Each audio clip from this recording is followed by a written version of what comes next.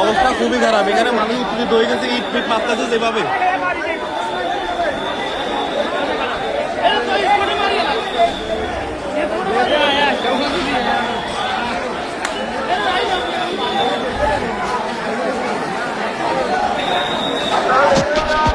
অবস্থা খুবই ব্যাগত দেখি। কাকা আসেননি? ভালো আছি, ভালো তো, ভালো আছেন নি? কি অবস্থা? সিনসিনিয়ার নেই এখানে এই যে নদীর পাড়ে 4 জনকে মারার কেন্দ্র করে এখানে একটা অপ্রীতিকর ঘটনার মতো হয়ে যেতেছে। এখানে প্রশাসন, পুলিশ সব আসছে।